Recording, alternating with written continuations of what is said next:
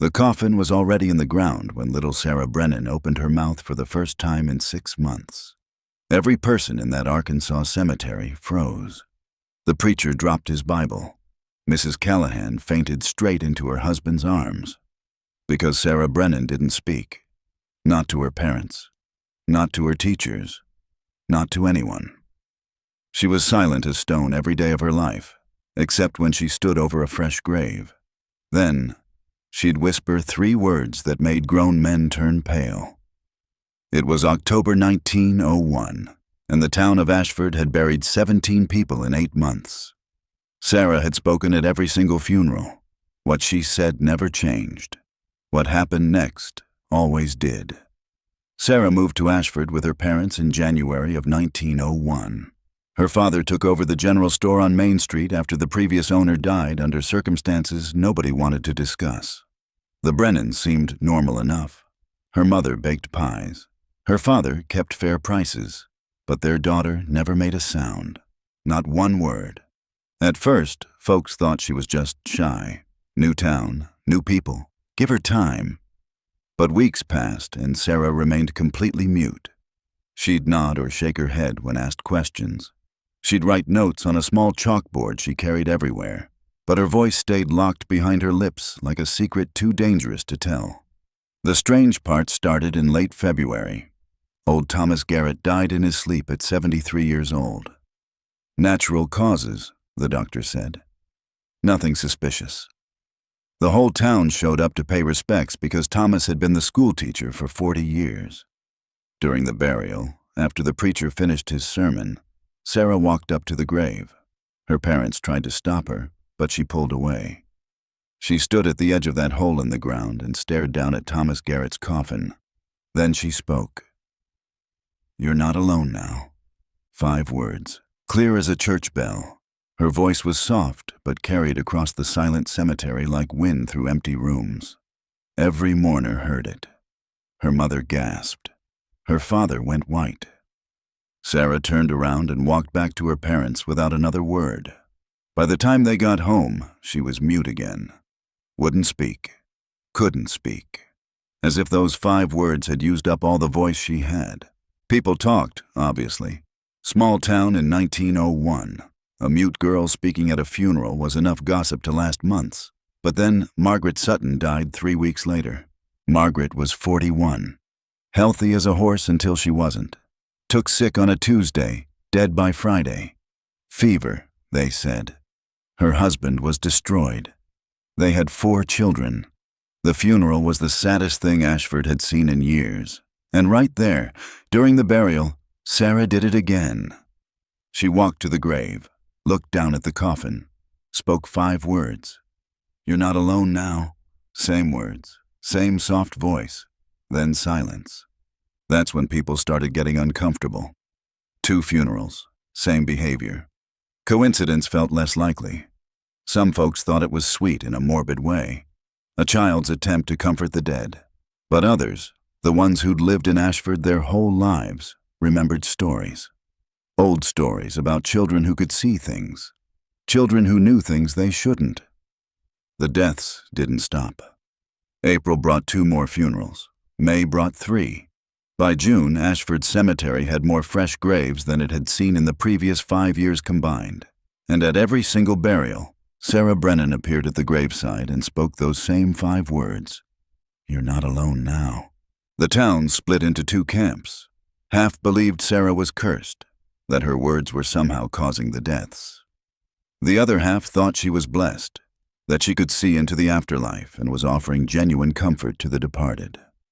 Neither group could explain why a 10-year-old girl would only speak at funerals. Neither group could explain what she meant. Sarah's parents kept her isolated as much as possible. They stopped bringing her to church. They kept her in the store or at home. But somehow, Sarah always knew when someone died. She'd appear at the cemetery, dressed in black, standing silent among the mourners until the coffin went into the ground. Then she'd speak. Then she'd go quiet again. By August, 17 people had died, 17 funerals. 17 times Sarah spoke those same words. The town was terrified. People started locking their doors at night. Mothers kept their children close. Everyone whispered about the Brennan girl and her death curse. Dr. Morris tried to find a pattern. He examined every death, looking for connections, but there weren't any. Old people, young people, men, women.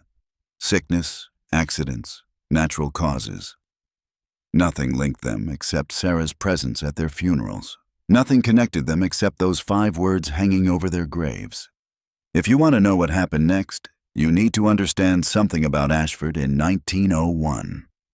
It was the kind of place where everyone knew everyone. Secrets didn't exist because privacy didn't exist.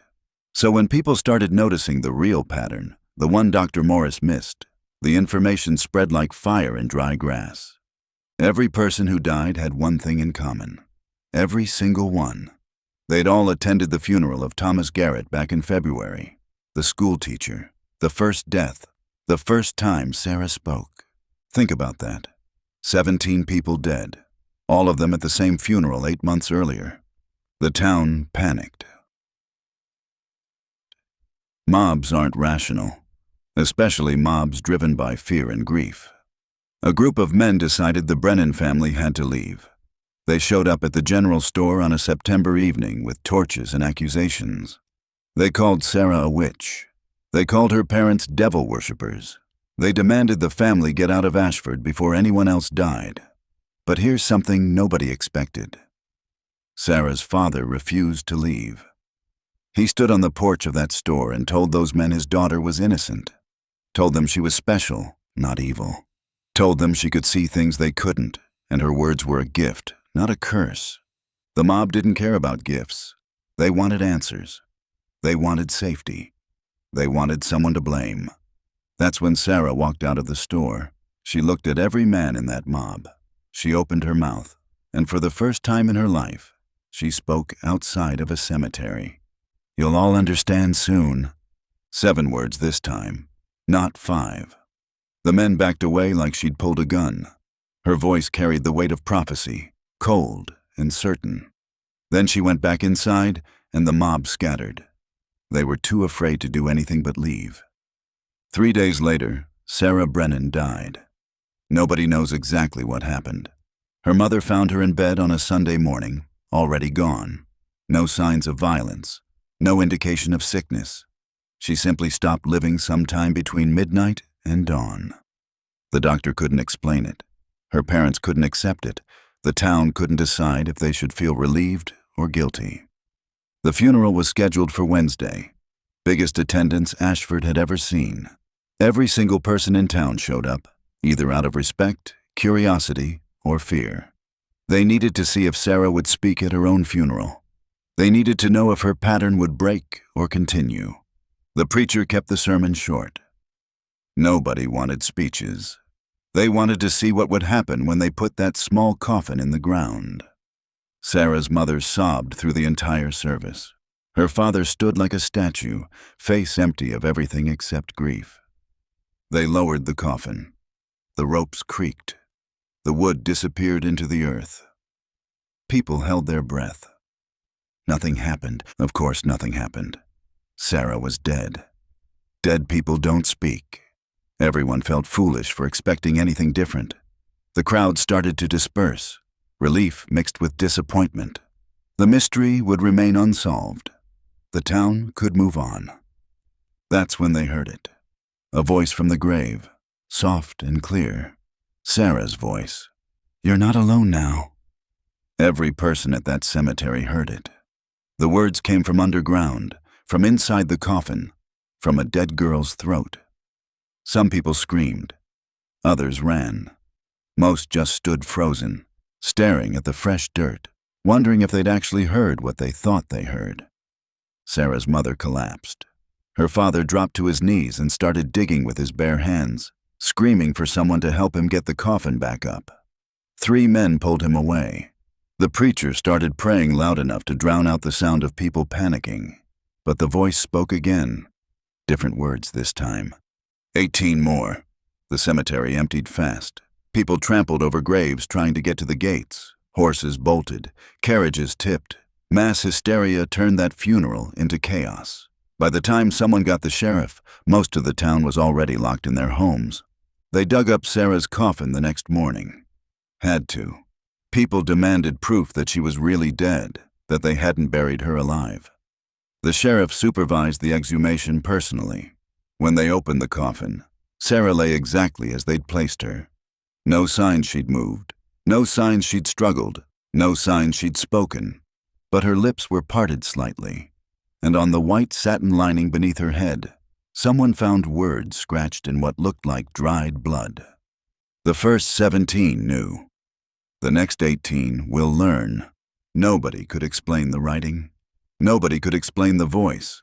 The town tried to forget, tried to move past it, tried to convince themselves it was mass hallucination brought on by months of death and fear. Then people started dying again. One per week, like clockwork.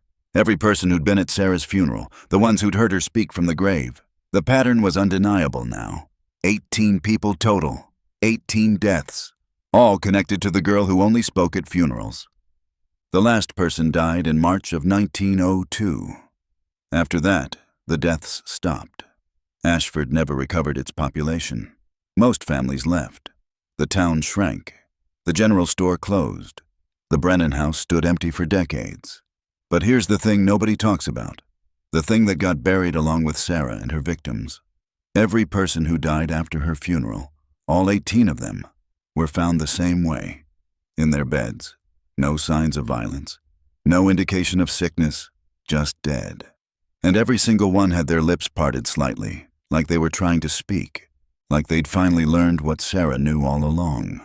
Like they understood what Thomas Garrett understood back in February of 1901.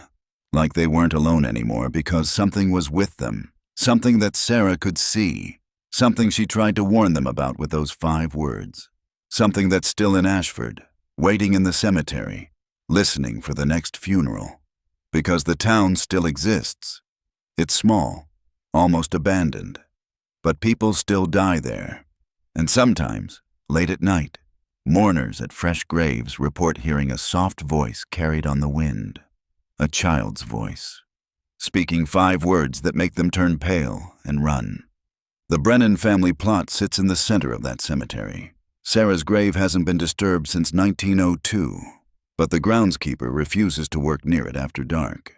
He says the ground around her headstone is always cold, even in summer. He says sometimes he finds small footprints in the morning dew, leading from her grave to the newest burial site. He says if you stand at Sarah's grave on the anniversary of her death and listen carefully, you can hear her.